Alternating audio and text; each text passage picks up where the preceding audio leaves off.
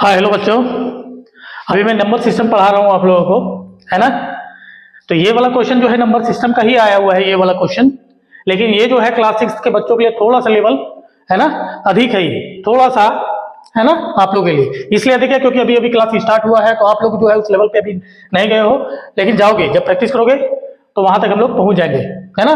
तो ये कुछ सीनियर बच्चे हैं जो क्वेश्चन पूछ रहे हैं बीच बीच में, मैं उन लोगों को बता रहा हूँ, तो साथ साथ में मैंने सोचा कि आप लोगों को भी मैं बता दूं, ताकि बाद में मैं बताऊंगा तो कुछ ना कुछ जो है आप लोगों को पहले से ही जानकारी होगी। ये देखिए क्वेश्चन क्या है, ये क्वेश्चन है if 89,723 divided by 99,000 is equal to 0.ABCDE और DE के ऊपर बार है ना। जाहिर सी बात है इसका कुछ वैल्यू आएगा जो कि इस फॉर्म में होगा, है ना। ए भी कोई डिजिट होगा, बी भी डिजिट, सी डी ई सब डिजिट होगा। आपको क्या वैल्यू निकालना है, किसका वैल्यू निकालना, then find the value of A plus B plus C minus D plus E. आप लोगों को जो है ये वाला वैल्यू निकालना है, ठीक है। मैं ये वाला वैल्यू निकालने से पहले आप लोग को मैं बता दूं कि मैंने जो है पिछले क्लास में आप लोगों को नंबर सिस्टम जब पढ़ा रहा था तो मैंने आप लोगों को बताया था कि कोई भी नंबर हो, जैसे सपोज 0.7 है, इसके ऊपर बार है और इसको आप लोगों को लिखना है P बाई क्यू के फॉर्म में। किसके फॉर्म में? P बाई क्यू के फॉर्म में आप लोगों को लिखना है। तो बड़ा आसान सा तरीका क्या बताया था मैंने, लास्ट में ट्रिक बताया था कि जितने डिजिट के ऊपर बार होगा आज है उतने को 9 मानेंगे। ऐसे इसका क्या आंसर होगा 7/9। आप करके देख लोगे यही आएगा। अगर सपोज यहाँ पे कर लिया 0.83 इसके ऊपर बार, तो इसका आंसर आएगा बच्चों 83 डिवाइडेड बाय 99। अगर कोई नंबर है 0.809 तो तीनों के ऊपर बार है तो ये हो जाएगा 809 और डिवाइडेड बाय 999, है ना। ये वाला जो है बाय प्रोसेस हम लोग कैसे बनाते थे, ऐसे बनाते थे कि x इज इक्वल टू 0.7 के ऊपर बार, ये इक्वेशन 1 मानते थे। उसके बाद हम लोग जितने डिजिट के ऊपर बार होता था उतना से हम लोग फिर गुना करते थे, 10 से गुना करते थे, है ना। याद आया आप लोगों को? और जो नए हैं वो लोग जो है मेरे पुराने वीडियो को देख लेंगे, उन लोगों को जो है ये मिल जाएगा, ठीक है। P बाई क्यू के फॉर्म में कैसे लिखते हैं मैंने जो है पूरी डिटेल से लिया हुआ है वो क्लास, ठीक है। अब हम लोग आगे बढ़ते हैं, ये वाला जानकारी आप लोगों के ऊपर है।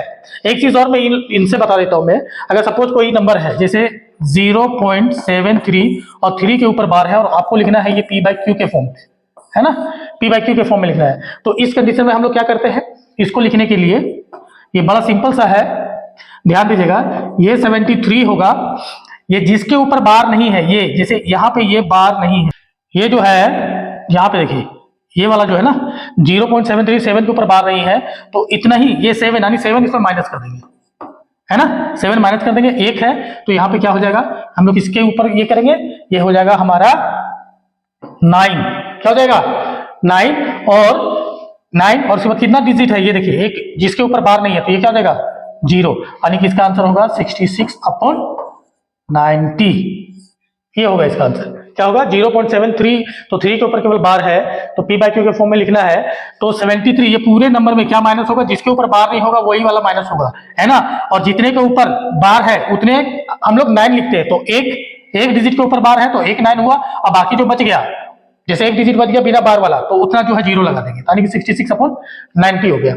अब इसको वापस करते हैं हम लोग इसी के फॉर्म में हम लोग वापस करते हैं, इसको लिखते हैं, देखते हैं कि आता है कि नहीं आता है। तो इसको जो है इसी के फॉर्म में अगर हम लोगों को लिखना है तो यहाँ पे देखिए क्या है, ये क्या है 66/90 है, 66/90 है। तो यहाँ पे देखिए 66 को हम लोग क्या करेंगे, जो है जैसे एक यहाँ पे 90 है, क्या है यहाँ पे, ये ध्यान रखिएगा, यहाँ पे 90 है, तो ये 90 है तो जाहिर सी बात है एक डिजिट के ऊपर बार होगा और एक डिजिट जो है बिना बार का होगा। जैसे अगर हम लोग ऐसे लिखे 0.AB तो AB B के ऊपर बार होगा, A जो होगा हमारा जो भी होगा A जो है बिना बार का होगा, है ना।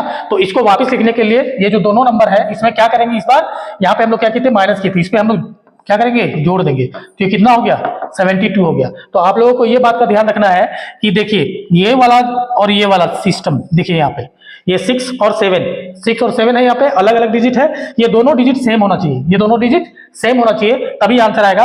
नहीं तो ये 72 जो है ना, इसका आंसर अगर हम लोग सोचेंगे कि इसको जोड़ देते हैं और 0.72 और 2 के ऊपर बार आएगा तो ये तो गलत है, अभी हमने बनाया। तो ये क्या करेंगे, इसके बाद वाला डिजिट ले लेंगे, 66 है उसके बाद हम लोग ले लेंगे क्या 7, तो यहाँ पे क्या हो गया 73।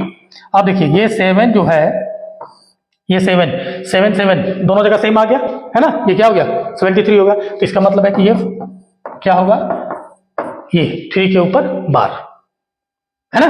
समझ में आ गया आप लोगों को? अब हम लोग जो है वापिस आते हैं अपने क्वेश्चन पे। अपने फर्स्ट वाले क्वेश्चन पे। ये क्वेश्चन है तो इसका मतलब है क्या है, यहाँ पे कितना 99 है, देखिए बैक टिप में ये ठीक तो लगा हुआ है, ये देखिए यहाँ पे जो है ये 2 है ना, 2 बारी 9 है, 99। इसका जाहिर सी बात है यहाँ पे देखिए ये सही फॉर्म में लिखा हुआ है, यानी 2 डिजिट के ऊपर बार लगा हुआ है। तो हम लोग क्या करेंगे इस वाले में, यहाँ देखिए इसको, यहाँ देखिए क्या करेंगे 89,723। अब कितने के ऊपर बार नहीं होगा, 2 अंक को छोड़ देना है, ये 2 अंक को छोड़ देना है, ये 2 अंक को छोड़ देना है, बाकी के जो बच गए 897 इसको जोड़ देना है।